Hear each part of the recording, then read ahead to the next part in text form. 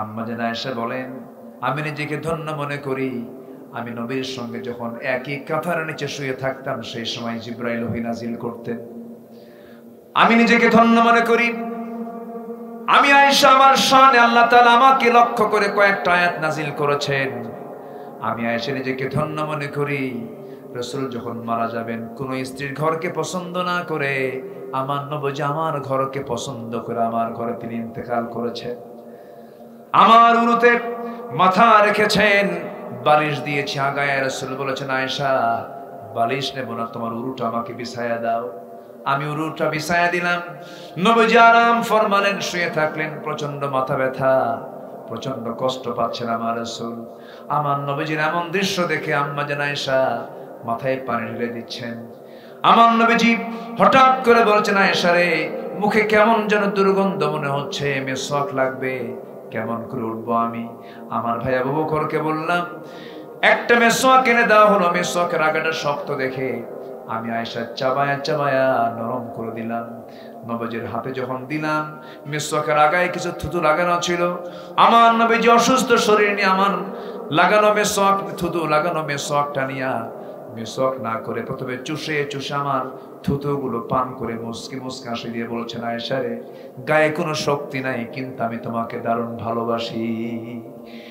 আম্মা জান আয়েশা বলেন, আমি নিজেকে ধন্য মনে করি, আমার জীবনে আমার রাসূল তার জীবনের শেষ খাবার খেয়েছেন আমি আয়েশা, আমার মুখের লালা। রাসূল যখন মারা যাবেন আয়েশা বলেন, আমার সঙ্গে তার সর্বশেষ কথোপকথন হয়েছে। রাসূল আমার সঙ্গে কথাবার্তা বলছিলেন। রাসূল যখন দুনিয়া থেকে বিদায় নেবেন আমাকে বলেন, আয়েশা রে, দেখো তো আমার কলেজার টুকরা মেয়ে ফাতিমা কোথায়? ফাতিমার নাম নেওয়ার সঙ্গে সঙ্গে দরজা খুলে গেল। দরজা খুলে যাওয়ার সঙ্গে সঙ্গে রাসূল বলছেন, ফাতিমা কান্দো কেন? হাউমাউ করে কাঁদতেছেন। রাসূল কানের মধ্যে মুখ ঢুকায় বলছেন, ফাতিমা রে, কান্দার দিন শেষ, আমি রাসূল দুনিয়া থেকে বিদায় নেব, মালাকুল মউত চলে আসতেছে। তবে একটা সান্ত্বনা তোমাকে দেই ফাতিমা, দুনিয়ার জিন্দেগিতে যেমন তুমি আমার কাছে ছিলে, আমার মৃত্যুর পরে তোমার মৃত্যু হয়ে যাবে, তুমি আমার কাছাকাছি কবরের মাটিতে থেকে যাবে। ফাতিমার কান্না বন্ধ হয়ে গেল। আমার নবীজি মৃত্যুর জন্য প্রস্তুতি নিয়ে নিলেন। আম্মা জান আয়েশা বলেন, আমি নিজেকে ধন্য মনে করি, রাসূল দুনিয়া থেকে যখন বিদায় হয়ে যাবেন আমাকে লক্ষ্য করে বলছেন, আয়েশা রে, আমার উম্মতকে সর্বশেষ একটা মেসেজ জানায় দিও, আমার উম্মতরা যেন কখনো 5 ওয়াক্ত নামাজ না ছেড়ে দেয়। আউযু বিল্লাহি মিনাশ শাইতানির রাজীম।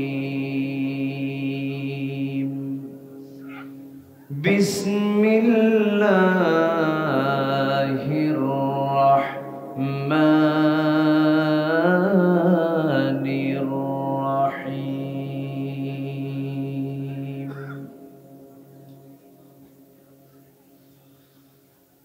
ومن يطع الله ورسوله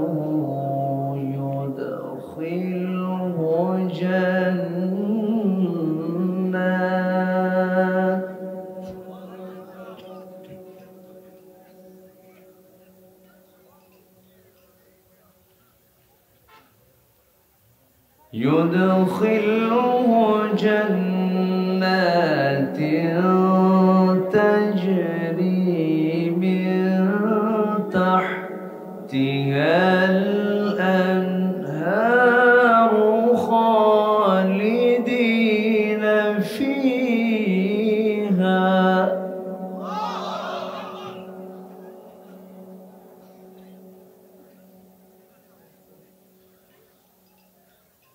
وذلك الفوز العظيم.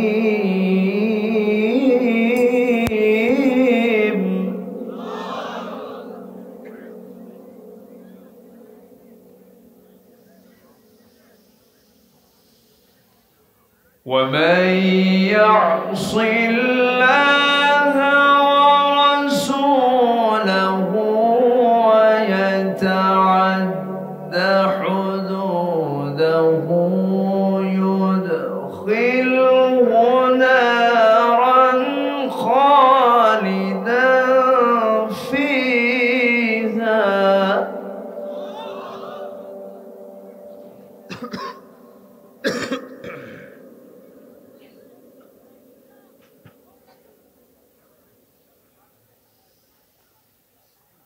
يدخله نارا خالدا فيها وله عذاب مهين.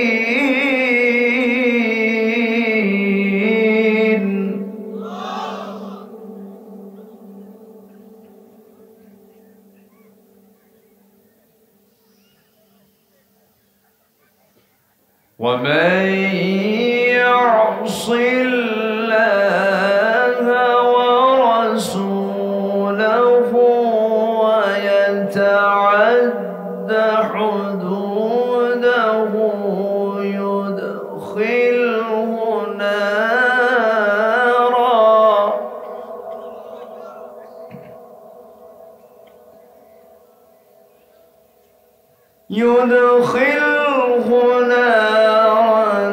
خالدا فيها وله عذاب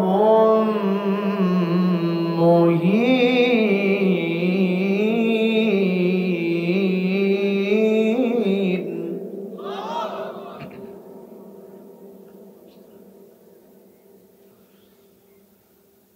الله أكبر.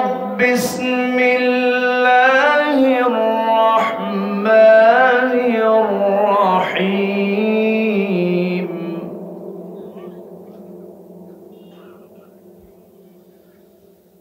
إن الله وملائكته يصلون على النبي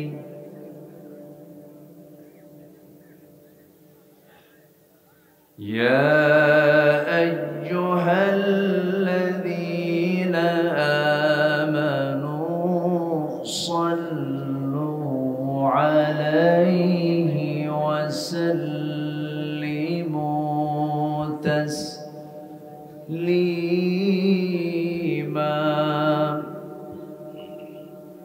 সবাই বলুন আল্লাহুম্মা সাল্লি আলা মুহাম্মাদ ওয়া আলা আলি মুহাম্মাদ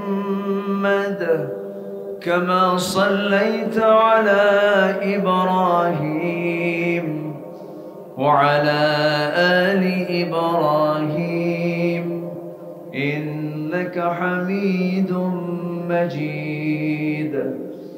اللهم بارك على محمد وعلى آل محمد كما باركت على إبراهيم وعلى آل إبراهيم إنك حميد مجيد. আমি কোরআনের সুর মাঝে শুনেছি যে নাম, আজানের সুর মাঝেও শুনেছি সে নাম। ও নাম শুনেছি আমি আমার হৃদয়। হে রাসূল নবীজি তোমায়, হে রাসূল নবীজি তোমায়। সবাই বলছি সাল্লাল্লাহু আলাইহি ওয়াসাল্লাম। প্রাকৃতিক সৌন্দর্যের অপরূপ লীলাভূমি দিনাজপুর জেলার কাহারোল উপজেলার বড় ভাতগাঁও নুরানি হাফিজিয়া এতিমখানা মাহফিল ইন্তেজামে কমিটি ও যুব সমাজ এর উদ্যোগে আয়োজিত অর্ধযুগ ষষ্ঠ বার্ষিকী তাফসীরুল কোরআন মাহফিল 2024 মহৎ আয়োজনের সম্মানিত সুযোগ্য সভাপতি, বিশিষ্ট ব্যবসায়ী, 13 মাইল গড়িয়া জনাব আব্দুল সালাম, আজকের মাহফিলের বরেণ্য অতিথি, কথা বলেছেন নন্দিত আলেমে দ্বীন হাফিজ কারি মাওলানা আজিজুল ইসলাম দিনাজপুরি, উপস্থিত হাজারাত উলামায়ে কেরাম, ফদলায়ে ইজাম, সুশীল সমাজ, জাতির শ্রেষ্ঠ সন্তান, শিক্ষক মণ্ডলী, জাতির বিবেক, সাংবাদিক বৃন্দ, সামনে উপস্থিত দূরে কাছের বিভিন্ন স্থান থেকে ছুটে আসা কালেমার ঝান্নাবাহী, তৌহিদের পতাকাবাহী, দ্বীন ইসলামের নরসারদুল বীর মুজাহিদ, প্রাণ প্রিয় সম্মানিত দ্বীনী ভাইরা, আড়ালে বসে আছেন শ্রদ্ধেয়া সম্মানিতা মা বোনেরা, আলোচনার সূচনায় আনুষ্ঠানিকতার মধ্য দিয়ে আমার পক্ষ থেকে আবারও দিল খোলা সালাম, আসসালামু আলাইকুম ওয়া রাহমাতুল্লাহি তাআলা ওয়া বারাকাতুহু। সালামের জবাব একটু ভিজা ভিজা মনে হলো। আসসালামু আলাইকুম ওয়া রাহমাতুল্লাহ। সবাই কেমন আছেন? জি, আমাকে প্রশ্ন করলেন, এ তো মুহাব্বতের লক্ষণ যে আল্লাহ তাআলা আমাকে আপনার মতোই তো রেখেছেন, আপনার কাতারেই রেখেছেন, আপনিও যেখানে আমিও সেখানে। বলি আলহামদুলিল্লাহ। সুন্দর পরিবেশ আমরা ফিরে পেয়েছি। এখন মাহফিল করতে আর থানায় যেতে যেতে আর জুতার তলা ক্ষয় করা লাগে না, বরঞ্চ থানা ফোন দিয়ে বলে কিছু লাগবে ভাই, কোনো ফোর্স পাঠাবো কি, এরকম বলে। সম্মানিত ভাইয়েরা, এক সময় এই মাহফিল কমিটিগুলো ছিল হলো থানার কাছে দাগি আসামি, আর আমরা ছিলাম হলো জাতীয় শত্রু। সেই পরিবেশ আল্লাহ তাআলা পরিবর্তন করে দিয়েছেন। সব পরিবর্তনের মালিক কে বলেন তো? আসতে বলবেন না, কে? আল্লাহ তাআলা। চোখের সামনে সব দেখায়া দিলেন। মুহূর্তের মধ্যে ছিল এরকম, করে দিলেন এরকম। এমন ক্ষমতা একমাত্র কার থাকতে পারে বলেন তো? সেই মহান রবের শানে বলি আলহামদুলিল্লাহ। আবারও বলি আলহামদুলিল্লাহ। চিৎকার মেরে বলছে আল্লাহুম্মা ইন্নী আসআলুকা আল হুদা ওয়াত তুকা ওয়াল আফাফা ওয়াল গিনা। সবাই বলি আল্লাহুম্মা লাকা আসলামতু ওয়া বিকা আমানতু ওয়া আলাইকা তাওয়াক্কালতু ওয়া ইলাইকা আনাবতু। আমরা আল্লাহ তাআলার শুকর আদায় করে নিলাম। সম্মানিত হাজিরিন, বহুদিন পর এই এলাকায় বলা চলে মূল মাহফিল আমার ছিল হলো 13 মাইল গড়িয়া যে ঈদগাহ মাঠ, আমি সেখানে পরপর মনে হয় 5-6 বার আমার আসা হয়েছে। আমার মানিক ভাই, আমার লতিফ ভাই সহ তারা এই আয়োজনটা করে থাকেন। বারবার চেয়েছেন, আমি আসতে পারিনি। আল্লাহ তাআলা আবারও আমাকে নিয়ে এসেছেন, আপনিও আসতে পেরেছেন। তবে এতদিন এসেছি হলো বিপরীত স্রোতে, আজকে এসেছি আমরা অনুকূল স্রোতে। বলি আলহামদুলিল্লাহ। আগে কিরামুন কাতিবিন বসে থাকতো। কারা বসে থাকতো?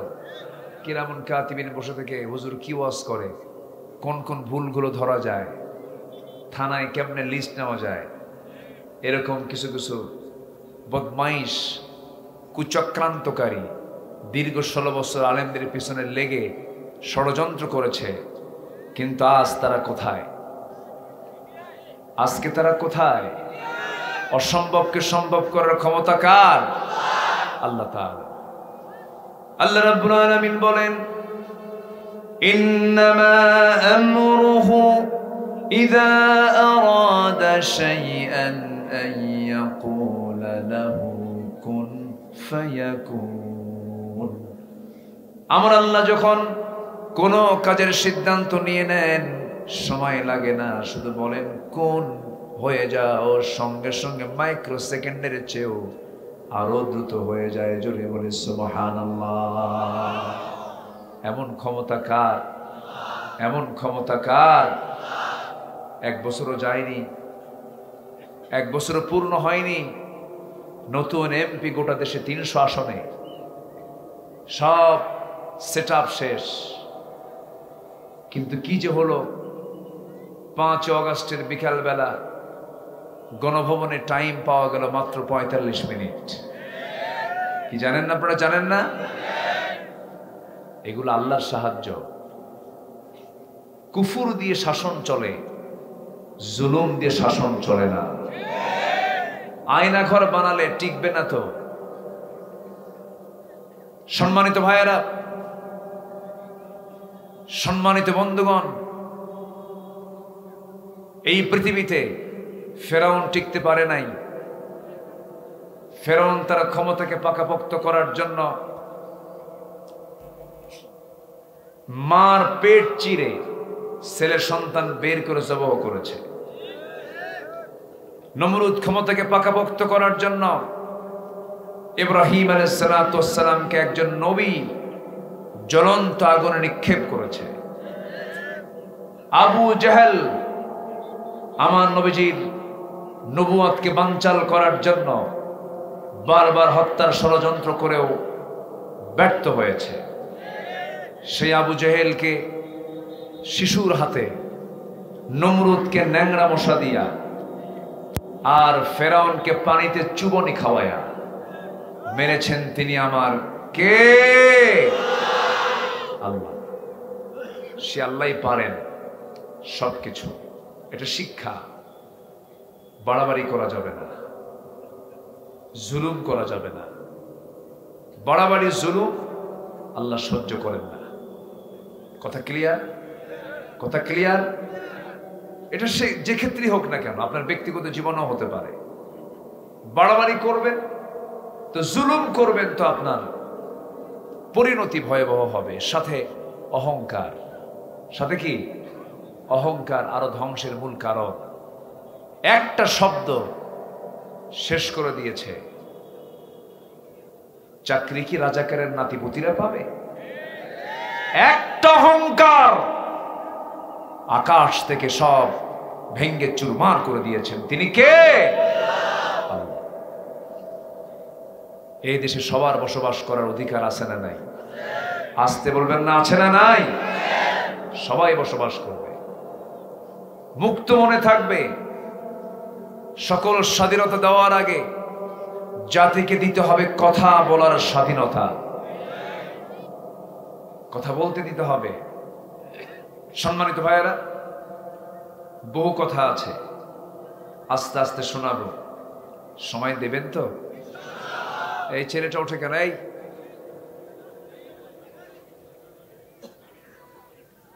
ওঠা যাবে না তো।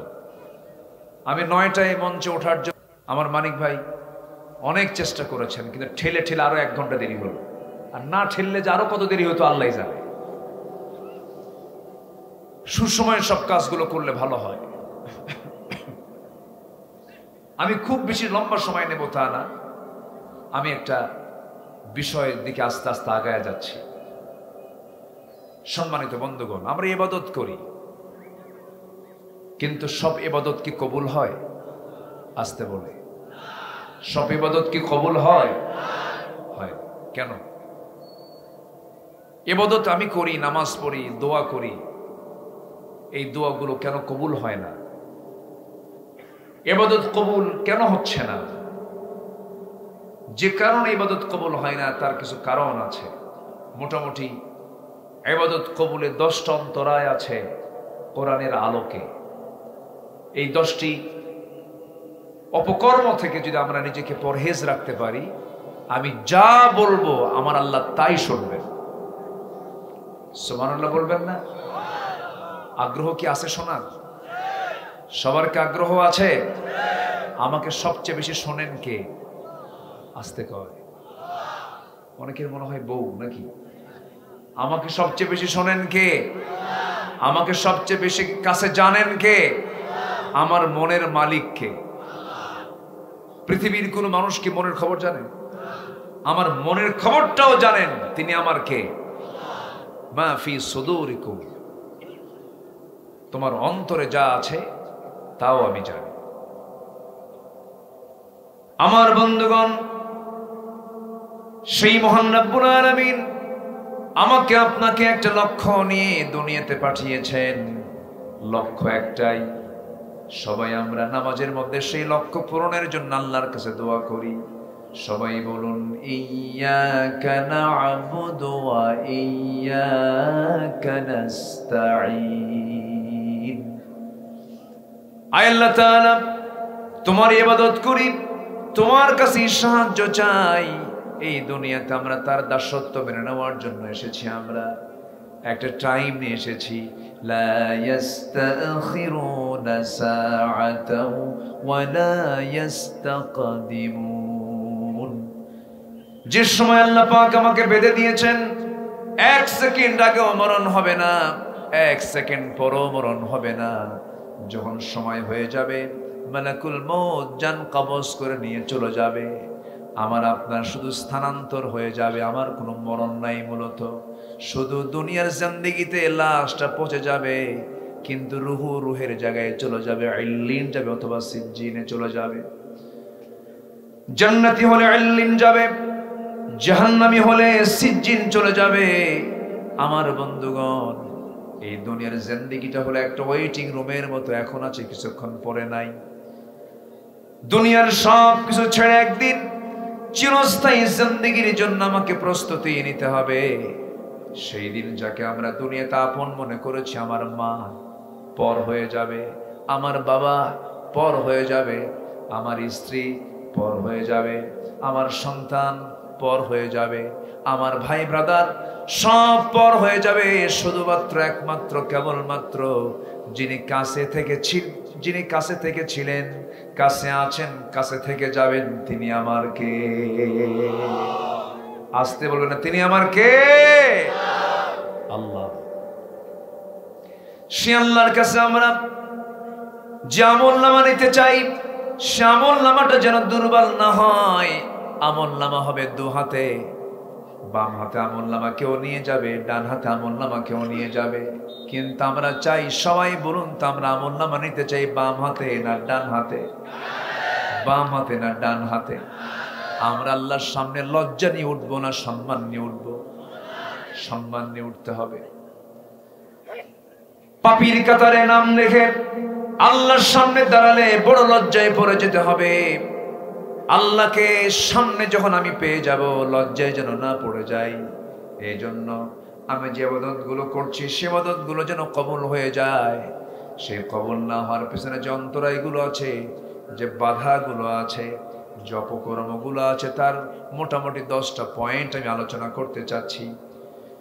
1000 বার বান্দা যদি ইবাদত করে, নামাজ পড়ে, রোজা রাখে, দান করে, সাদকা করে, জিকির করে, এইরকম ফিকির করে, সব কিছু ঠিকঠাক আছে, কিন্তু বান্দার মধ্যে যদি 1 নাম্বার মুনাফিকি থেকে যায়, ওই বান্দার কোনো ইবাদত কবুল হবে না। কার দরবারে? কবুল হবে না। তাহলে 1 নাম্বার হলো কি করলে?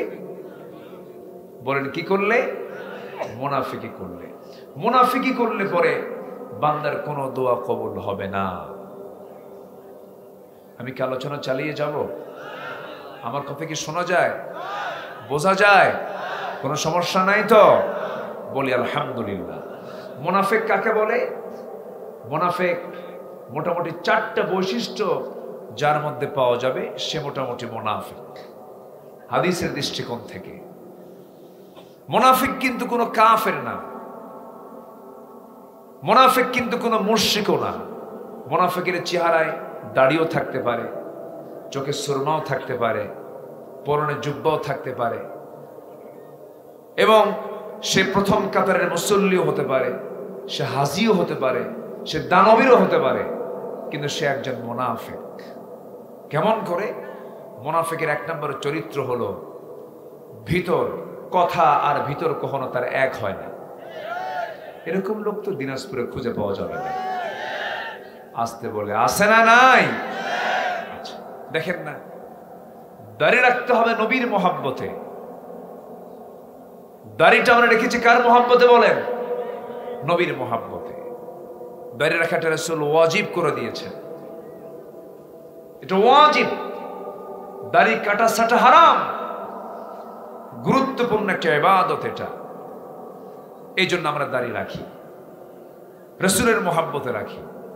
কিন্তু এমনও লোক আমার দেশে আছে, দাড়ি রাখে আবার নিজের প্রয়োজনে কাটে। আছে না নাই? আসতে আছে না নাই? শুধু দাড়ি কাটে না, মাথার সাদা চুল কালো বানায়, পাঞ্জাবি খুইলে গেঞ্জি বানায়, পায়জামা খুইলে লুঙ্গি পড়ে বাঁচার জন্য। লক্ষ লক্ষ কোটি টাকা লোপাট হলো, ব্যাংক ঘড়ি লুট হলো, হলমার্ক শেয়ার বাজারে কেলেঙ্কারি, সব কিছু করেও বিপুল সম্পদের পাহাড়ের মালিক হয়েও লাভ তো হলো না। শেষে উনি সাজলেন হলো সবজি বিক্রেতা। তা তো কাজ হলো না। নৌকায় চললেন, সাথে বন্ধু আইনমন্ত্রী ছিলেন, দুজন মিলে যাচ্ছিল কোথাও, কোন দিক দিয়ে কেমন করে পালানো যায়। কোস্টগার্ড আইনমন্ত্রীকে ধরে ফেলছে, ধরে ফেলে বলছে, স্যার চিনে ফেলছে, এখন কোনো উপায় নাই, চলুন আমাদের সাথে। আইনমন্ত্রীকে, আমি কি একা আসছি? আমি তো জামাতের সাথে আসছি। জামাতের সাথে মানে আপনি কার সাথে আসছেন? কই যে বসে আছে, চিনি না তো আমরা। লোকটা কে ভালো করে দেখো, ওটাই দরবেশ। এখান থেকে একটা শিক্ষা আছে। শিক্ষাটা হলো, যারা জালিম তারা জালিমকেও ছাড়ে না, কিন্তু ইমানদার আরো অপর ইমানদার ভাইয়ের জীবন রক্ষার জন্য জীবন দিতে রাজি আছে, তবু অপর ভাইয়ের কষ্ট হতে রাজি নয়। সম্মানিত ভাইয়েরা, সম্মানিত বন্ধুগণ, গত 2 বছর আগে 116 জন আলেমের তালিকা করেছিল এক বদমাইশ, নাম তার শামসুদ্দিন মানিক, বিচারপতি। এই মানিকের চেহারায় আমি কোনোদিন হাসি পাই নাই। হাসি কি জিনিস আমি ওর চেহারায় দেখি নাই। যারা হাসে না ওদের বউরা যে কেমনে সংসার করে বুঝে আসে না। যার স্বামী হাসবে না, আমি নিশ্চিত তার বউ মনে মনে কবে, এই মরবে কোন দিন, বেঁচে যাই। হাসি ছাড়া সংসার হয়? হাসি ছাড়া তো সংসার হয় না। এই বদমাইশটা আমার নামটাও ঢুকিয়েছিল এই তালিকার মধ্যে। সে আলেমদের তালিকা করেছিল। সে ভাবে নাই কি নিয়ে আমরা নাচানাচি করছি, কোন আগুন নিয়ে আমরা খেলছি। আলেমদের রক্ত বড় বিষাক্ত, আল্লাহ ছাড়েন নাই। সে পালানোর জন্য আবার দাড়ি রাখা শুরু করলো। তার দাড়ি ছিল না, একজন কাটলো আরেকজন রাখলো। সিলেট দিয়ে পালাবে, সিলেটবাসী তাকে ধরে ফেললো, খুব সম্মান করেছে, বিসি শুদ্ধ আউট করছে। সম্মানিত বন্ধুগণ, ওরা এতদিন আমাদের তালিকা করেছে, এখন আমার দেশের বাম রাম নাস্তিক বদমাইশদের তালিকা এখন আমাদের করার সময় হয়েছে।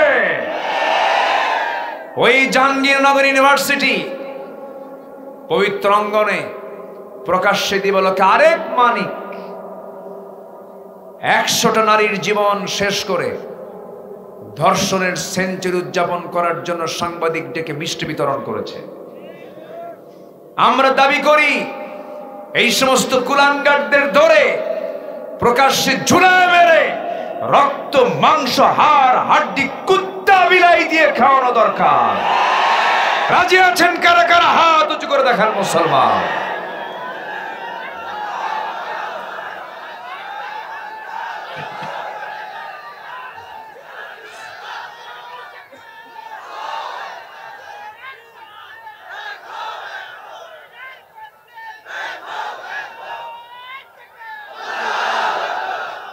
আল্লাহ কবুল করুন, জোরে বলে আমিন।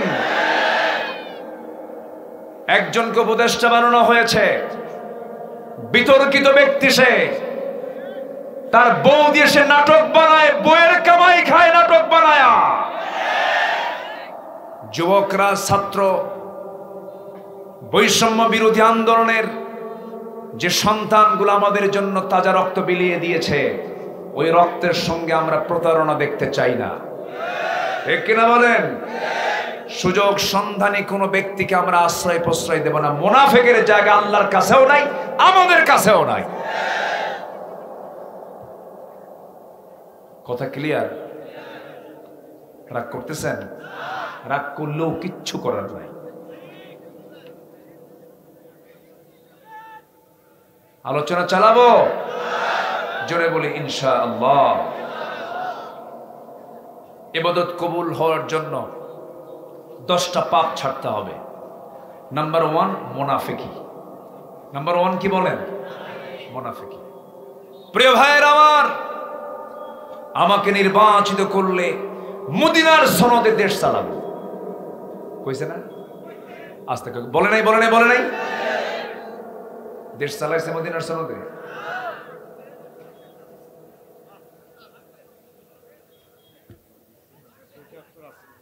হ্যাঁ, মাঝে মাঝে ফতুয়া দিতেন, লাকুম দীনুকুম ওয়ালিয়া দীন, বুখারী শরীফের 40 পারা।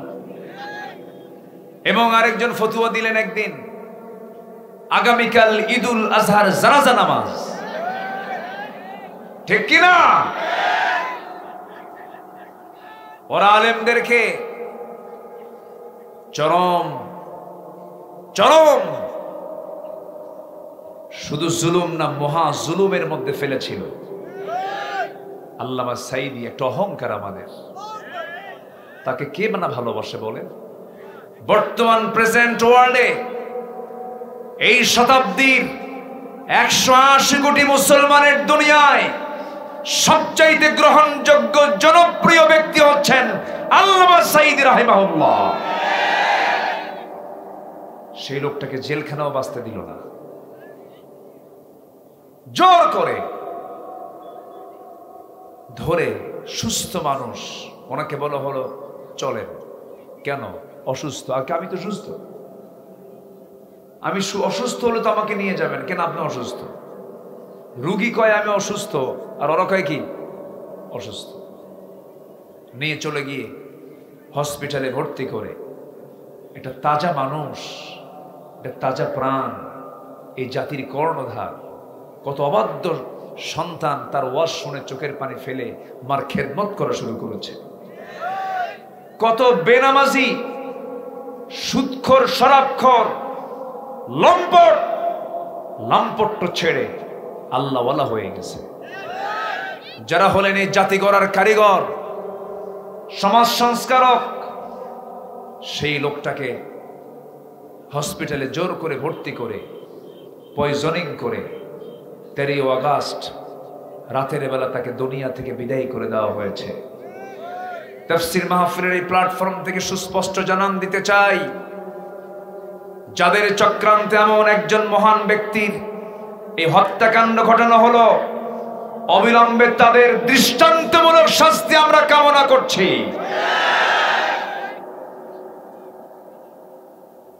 হত্যার বিচার অবশ্যই হওয়ার দরকার আছে না নাই? আসতে বলবেন না, আছে না নাই? আমার নবীকে হত্যার বিচারে মাফ করেছেন না বিচার করেছেন? অনেক কথা বলতে গেলে তো বিভিন্ন লাইনে চলে যাবে। আমি তো এক রাত পাইছি, আমি আমার লাইনে বেশি দূর যাব না, আমি আমার সঠিক গন্তব্যের দিকে আস্তে আস্তে চলে যাচ্ছি। ইবাদত কবুল হবে 10টা অপকর্ম ছাড়লে। 1 নাম্বার কি বলেন তো? মুনাফিকি। মুনাফিকরা সত্য বলে না মিথ্যা বলে? বলেন, সত্য বলে না মিথ্যা বলে? মিথ্যা বলে, সব দিকেই বলে। যখন নির্বাচন আসে তখন মাথায় পট্টি বাঁধে, নির্বাচন যখন চলে যায়, দুর্গা পূজা আসলে তখন মাথায় তিলক লাগায়। আছে না নাই? এই চরিত্রগুলো হলো কাদের? আসতে বলবেন না, কাদের? দুর্গা পূজা শুধু হিন্দুদের পূজা নয়, দুর্গা পূজা নাকি গোটা বাঙালি জাতির উৎসব। না, হিন্দু ভাইদের আমি সম্মান করি, তার ধর্ম আছে, উনি ওনার ধর্ম পালন করুন, ইসলাম কোনোদিন বাধা দেবে না। মুসলমান মুসলমানের দিন পালন করবে, তাদের কোনো মূর্তিকে ইসলাম গালি দেবে না, তাদের মন্দির ইসলাম পাহারা দিতে বলেছে, অন্য কোন ধর্মকে গালি দিতে মানা করেছে। কোন প্রকার উস্কানি, কোন প্রকার তাদের বিরুদ্ধে কোন উচ্চ বাচ্য করতে ইসলাম সম্পূর্ণ মানা করে দিয়েছে। কিন্তু এর মানে মুসলমান কখনো বলতে পারে না দুর্গা পূজা মুসলমানদের একটি উৎসব। না, মুসলমানদের উৎসব হলো ঈদ উল ফিতর, ঈদ উল আজহা, জুমার নামাজ। ঠিক কিনা? আসতে বলে জোরে বলেন, ঠিক কিনা? মুসলমানদের উৎসব 365 দিনের প্রত্যেকটা দিন উৎসব। আল্লাহু আকবার। কত অভিনয় করে আমরা কথাগুলো শুনলাম, কত অভিনয় আমরা দেখলাম, কত কান্না আমরা দেখলাম। লাশ, আমার সন্তান, আমার ছাত্রদের লাশ গুম করে, হত্যা করে চোখের পানি ফেলার অভিনয় আমরা দেখতে পেয়েছি। ঠিক কিনা? অনেক কিছু আমরা দেখেছি। আমরা এমন দেশকে আমরা দেখতে চাই না, আমরা আগামীর দেশ দেখতে চাই। 53 বছরের 25 বছর এক দল দেশ চালিয়েছেন, 16 বছর আরেকজন চালিয়েছেন, 9 বছর আরেকজন চালিয়েছেন, কেয়ারটেকার গভর্নমেন্ট কিছু চালিয়েছেন। সবাই মুসলমান পরিবারের সন্তান ছিলেন, কেউ কোরআন দিয়ে দেশ চালায় নাই। আমরা এবার দেখতে চাই আগামীর দেশ হবে কোরআনের দেশ। রাজি আছেন কারা কারা? হাত উঁচু করে দেখার মুসলমান।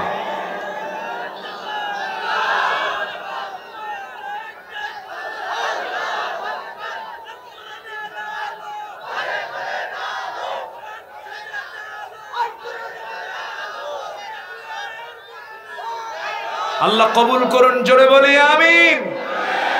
কোরআন কার? আসতে বলবেন না, কার? দোহাই লাগে, প্লিজ মন খারাপ করবেন না। আমরা বাঁচতে আসি নাই, আমরা মরে কার সামনে হাজির হব? ফাঁকিবাজি আল্লাহর সঙ্গে করলে হবে না, আল্লাহ ধরে ফেলবেন। আল্লাহ বলবেন তুই মুনাফিক। তুই কি? মুনাফিক। আমার বন্ধুগণ, মুনাফিকের দোয়া আল্লাহ রাব্বুল আলামিন কবুল করেন না। মুনাফিককে আল্লাহ রাব্বুল আলামিন কখনো ক্ষমা করতে পারবেন না। কাফেরের জাহান্নাম যত মারাত্মক হবে, মুনাফিকের জাহান্নামটা চাইতে বেশি বড় মারাত্মক হয়ে যাবে। মুনাফিককে আল্লাহ রাব্বুল আলামিন জাহান্নামের তলদেশে রেখে দিবেন। মুনাফিক ইসলামের জন্য সবচেয়ে বড় ক্ষতিকর। আমার নবীজি বদর যুদ্ধ, উহুদ যুদ্ধ, খন্দক যুদ্ধ সহ সব যুদ্ধে উস্কানি দেতা হলো মুনাফিকের বাচ্চারা। ইসলামের সবচেয়ে বড় ক্ষতি যুগে যুগে করেছে মুনাফিকের বাচ্চারা। এখনো আছে না নাই? বলেন, আসতে বলবেন না, আছে না নাই? আছে। মুনাফিকি চাল চালা যাবে না। মুনাফিকি করলে পরে তার জন্য জান্নাত হারাম হয়ে যাবে, তার নামাজ কবুল হবে না, কোনো ইবাদত কবুল হবে না। আমার নবীজির সময় একজন মুনাফিক ছিল, নবীজির জীবদ্দশায় ইন্তেকাল হয়ে গেল। নবীজির কানে সংবাদ চলে এলো মুনাফিকের একজন সন্তান ছিল, ভালো সাহাবী। আমি কি দোয়া করে দেব নাকি? তো এরকম করে ওঠা বসা হয় কেন?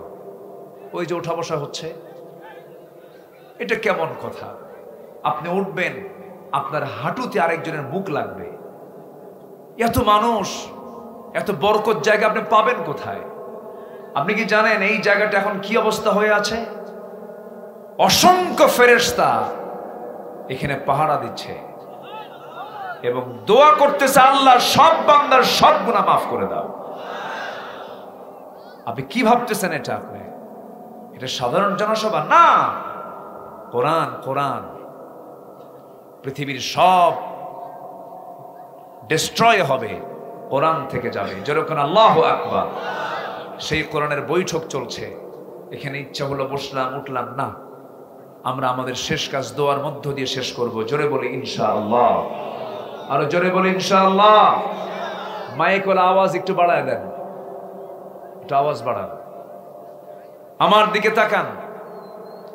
আমার নবীজির জীবদ্দশায় এক মুনাফিক ইন্তেকাল হলো, তার মৃত্যু হলো। নবীজির কানে সংবাদ এলো, মুনাফিকের সন্তান একজন ছিলেন ভালো সাহাবী, তিনি এসে কাঁদলেন। বাপ মরলে তো কান্না আসবেই, আসবে না? খারাপ হলেও কি কান্না হবে না? কেঁদে কেঁদে বলছেন, ইয়া রাসূলুল্লাহ, আমার বাবা জঘন্য মানুষ ছিল আমি যা জানি, কিন্তু আমার বাপ তো একটু মায়া দয়া হয়।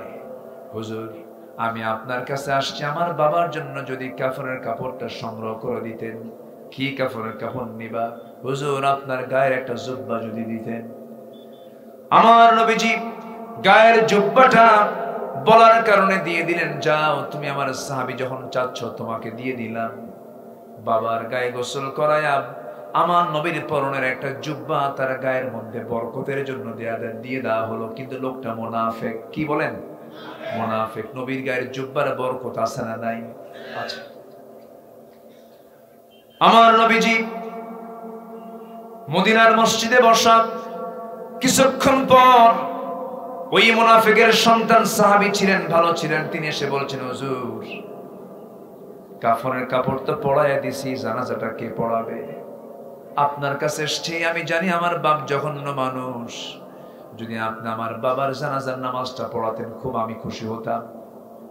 বাবার জন্য কে না চায় বাবার গুনাহগুলো মাফ হয়ে যাক। সঙ্গে সঙ্গে আমার রাসূল বলেন, সাহাবীরে, তুমি আমার প্রিয় সাহাবী, তুমি যখন বলে ফেলেছো আমি তোমাকে কেমন করে মানা করি? যাও, রাজি হয়ে গেলাম, তোমার বাবার জানাজা আমি যাব। কিন্তু লোকটা কি বলেন? মুনাফিক। নবীজি চলে গেলেন, সামাজিকতা রক্ষা করলেন, সাহাবীর কথা তিনি বারণ করতে পারলেন না। জানাজা শুরু হয়ে যাবে, আমার নবীজি জানাজা শুরু করবেন, এমন সময় পিছন দিক থেকে একজন সাহাবী, তার নাম হলো ওমর, খুব মেজাজি সাহাবী ছিলেন, খুব গরম সাহাবী ছিলেন। মাঝে মাঝে মনে হয় বর্তমান দুনিয়াতে একটা ওমরও যদি আসতো, ইসরায়েলের এই ইহুদির বাচ্চাগুলোকে সঙ্গে সঙ্গে খতম করে দেওয়া যেত। কি দাপট ছিল তার! অর্ধ দুনিয়া শাসন করেছেন, সামনেও প্রোটোকল লাগে না, পিছনেও প্রোটোকল লাগে না, একা একা চলতেন। উটের পিঠে চড়ে যাচ্ছেন ভৃত্যকে সাথে নিয়ে, ভৃত্য আর উনি, একটা উট। মাঝে মাঝে লাগাম ধরে খলিফা, আবার মাঝে মাঝে লাগাম ধরে ভৃত্য, সমানভাবে, কেউ যেন কষ্ট না পায়। চলে গেছেন তিনি বিশাল লম্বা সফরে। সেই লম্বা সফরে যাওয়ার সময়, ওই সময় প্যালেস্টাইন সফরের সময়, ওই দেশের নেতৃবৃন্দ যখন দেখলো ঘোড়ার উটের পিঠে বসে আছে, ওটাই বুঝি অমর। কিন্তু উটের পিঠে সেই সময় বসেছিল হলো ভৃত্য, আর লাগাম ধরে আছে অমর। আল্লাহু আকবার বলেন, আল্লাহু আকবার বলেন। সবাই ওয়েলকাম জানাচ্ছে ওমর মনে করে ওই ভৃত্যকে। উনি বলছে, আমি তো ওমর না, সিরিয়ালে আমি পড়ে গেছি, এখন বসে থাকা, লাগাম ধরে টানতেছেন হচ্ছে ওমর। এই সাম্যতার মূর্ত প্রতীক। এই সাম্যতা দেখে সবার চোখে পানি চলে এসে সবাই বলল, আর কি থাকা যায়? আমরা পড়লাম লা ইলাহা ইল্লাল্লাহ। কোন প্রোটোকল লাগতো না, কাউকে লাগতো না। কেন? উনি জানতেন যে আমি শুধু শাসক নই, আমি শুধু রাষ্ট্রের সম্রাট নই, আমি হলাম মানুষের মনোজগতের সম্রাট। আমি মানুষের মনকে জয় করতে পেরেছি, এই জন্য তার কোনো প্রোটোকল লাগতো না। আর এখন আতিপাতি ছোটখাটো নেতা হলে সামনে 50 মোটর সাইকেল, পিছনে 50 মোটর সাইকেল। কি আছে না নাই? আসতে বলবেন না, আছে না নাই? সাইয়েদনা ওমর ফারুক তার ছিলেন না। নাম শুনছেন তো ওমরের নাকি? নাম শুনেন নাই? কয় নাম্বার খলিফা? আসল কয় নাম্বার? 2 নাম্বার। খুব দামি একজন সাহাবী ছিলেন। ইনি একদিন কাঁদতেছেন, কেঁদে কেঁদে বলছেন, মনে হয় আমি ঠিক না, আমি মনে হয় মুনাফিক হয়ে গেছি। চিন্তা করেন কত দামি সাহাবী। এই কথা বলেই হুযায়ফা নামে একজন সাহাবী ছিলেন, যার হাতে আমার নবীর পক্ষ থেকে দেওয়া মুনাফিকের তালিকা ছিল। ওই তালিকা যার কাছে ছিল তার কাছে গিয়ে বলছে, ভাই হুযায়ফা দেখো তো ওই তালিকার নামটা দেখো, ওই তালিকার মধ্যে আমার মনে হয় আমি ওমর, আমার নামটা মনে হয় আছে। সঙ্গে সঙ্গে সাহাবী বলছেন, কি বলেন ভাইজান, ওমর আপনার নাম কেন থাকবে? রাসূল তা আপনার শানে বলেছেন ওমর জান্নাতি, আপনি জাহান্নামের বাসিন্দা কখনো হবেন না, আপনি জান্নাতি দুনিয়াতে খেতাব পেয়ে গেছেন। ওমরে ফারুক বলছেন, আমার মাঝে মাঝে সন্দেহ হয় আমি বুঝি মুনাফিকদের কাতারে চলে গেলাম কিনা। ওই সমস্ত সাহাবীদের ভিতরে যদি এমন দুরু চিন্তা যদি লালন হয়, আমার বন্ধুগণ, আমরা জীবনে মিথ্যা কথা বলেছি কিনা বলেন, ওয়াদা ভঙ্গ করেছি না কিনা বলেন। এরপরে ওয়াদা ভঙ্গ করা, আমানতের খেয়ানত করা, মুখ থেকে বেফাস কথা বলা, এই সমস্ত আচরণ যার মধ্যে থাকবে সে হলো মুনাফিক, বলেছেন মুহাম্মদ সাল্লাল্লাহু আলাইহি ওয়াসাল্লাম। এখন বলেন, আমরা কি নিরাপদ না আমরা বিপদ? বলেন বলেন বলেন, আমরা কি নিরাপদে না আমরা বিপদে? আমরা বিপদ। আমার বন্ধুগণ, একটু কান লাগাবেন, মনোযোগ দিয়ে শুনবেন। আমার নবীজি জানাজায় হাজির হলেন। সাইয়েদনা ওমর ফারুক পিছন থেকে বলছেন, ইয়া রাসূলুল্লাহ, আপনি কার জানাজা পড়াচ্ছেন? রাসূল বলছেন, ওমর রে, আমি সব জানি, সব দেখতেছি, কিন্তু আমার উপায় না, আমি জানাজাটা পড়ায় দেই। আমার নবীজি জানাজা সম্পূর্ণ করার সঙ্গে সঙ্গে আয়াত নাযিল হয়ে গেল, হে রাসূল, আপনি দোয়া চান বা না চান, আপনি মুনাফিকদের জন্য যদি 70 বারও যদি দোয়া করেন, ওই দোয়া আমি আল্লাহ আমার দরবারে মঞ্জুর হবে না। জুব্বা দিয়ে লাভ হলো না, নবীজি জানাজা পড়ায়ও লাভ হলো না, কারণ লোকটা কি? বলেন, লোকটা কি? মুনাফিক। এই মুনাফিকরা কি না করেছে? অনেক কিছুই করেছে। আমার নবীজির দাম্পত্যময় জীবনকে তারা অসুখী করে ফেলেছিল। ছোট্ট একটা ইতিহাস মনে পড়লো, মুনাফিকরা কত চক্রান্তকারী হতে পারে। আমার নবীজি কোন এক অভিযান থেকে ফিরে আসতেছিলেন, যুদ্ধে বের হয়েছিলেন। ফিরে আসার পথে আমার রাসূল কিন্তু বউকে সাথে নিয়ে চলতেন। আলহামদুলিল্লাহ বলেন, জোরে বলি আলহামদুলিল্লাহ। আমার নবীজি জীবনে হজ করেছেন একবার। কয়বার? আসতে বলবেন না, কয়বার? আর আমার দেশের কিছু হাজি আছে 10 বার হজ করেও ভিডিও ছাড়ে না, গাঁজাও ছাড়ে না। আছে না নাই? বারবার হজ করলে যে আপনি বিশাল বড় বুজুর্গ হয়ে গেছেন, এটার কোনো কারণ না। জীবনে একবার হজ করা কি ফরজ, বারবার যাওয়ার কি দরকার আপনার? বরং ওই টাকা দিয়ে আপনার প্রতিবেশী যদি অভুক্ত থাকে, প্রতিবেশীর বাড়িতে আপনি একটা গরু কিনে দেন,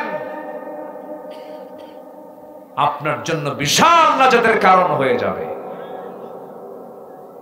চলে গেলেন? বসেন বসেন, সামনের কাতার থেকে গেলে হয়।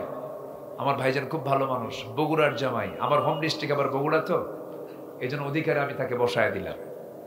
একটু বসেন, আমরা একসঙ্গে এখান থেকে বিদায় নেব। জোরে নাম্বার সময় আমি নিচ্ছি না, 10টা পয়েন্ট চলতেছে। কয় নাম্বার? এখনো আছে কয়টা? নুরু, ওয়াজ কি শেষ না শুরু? একটু নিয়ত করেন, নিয়তটা একটু শক্ত করেন, দেখবেন যা আর উঠতে মন চাবে না। বলি আলহামদুলিল্লাহ। কত সময় কত দিকে চলে যায়। ভাইজান কষ্ট দিয়ে ফেললাম না তো? জি, সম্মানিত ভাইরা, আমার নবীজি জীবনে হজ করেছেন কয়বার? আর আমার দেশে বারবার হজকারী হাজি আছে না নাই? গাঁজা খায়। কি খায়? গাঁজা খায়। পর্দা নাই, বউটাকে হাফ লেডি অর্ধলগ্ন করে, হাজি সাহেব বউটাকে অর্ধলগ্ন নোংরা পোশাক পরায় গোটা শহর ঘুরে বেড়ায়। আছে না নাই? কিছু পুরুষ আছে সুন্দরী বউকে পর পুরুষকে দেখাতে খুব পছন্দ করে। আছে না এরকম কিছু লম্পট? আছে না? আছে না? নিজের বউ মানুষকে দেখায়, আবার বলে দেখো তো বউটা আমার কেমন রে সুন্দর না। এরকম আছে না নাই? আছে না নাই? আচ্ছা, আবার দেখানোর কৌশল ভিন্ন, একদম আপডেট ভার্সন R15 হোন্ডার পিছনের সিট, প্যাসেঞ্জার সিট 3 তলা, আর ড্রাইভিং সিট হলো আন্ডারগ্রাউন্ড মাটির সাথে। 3 তলায় বউকে চড়াইয়া দেয়, অর্ধলগ্ন পোশাক পরায়া। শুরু করলো 13 মাইল গড়িয়া থেকে 10 মাইল হয়ে কোন দিক? একদম দিনাজপুর কিসের মোড়? লিলির মোড়। আচ্ছা, দিল একদম মেডিকেল মোড় পর্যন্ত এক টান দিল হোন্ডা দিয়া। পিছনে তো বউ আছেই, চুলটা ছেড়ে দেওয়া। এখন স্বামী মনে করলো যদি হঠাৎ করে কারো দেখা যদি মিস হয়, হোন্ডার আওয়াজটা বাড়ান দরকার, পাইপ খুলে ফেললো। চ্যালেঞ্জার আছে না, খুলে ফেলে। এখন আওয়াজ হচ্ছে হোন্ডার না হেলিকপ্টারের? হেলিকপ্টার। বাস এক টান দিল, সব জাতি শুধু এইরকম করে ছায়া আছে। দেখলো সন্ধ্যার সময় বউটার আবার ছবি একখান তুললো গোধূলি বেলায়, লাল শাড়ি, লাল ঠোঁট, কপালে একখান টিপ, গালে আটা ময়দা,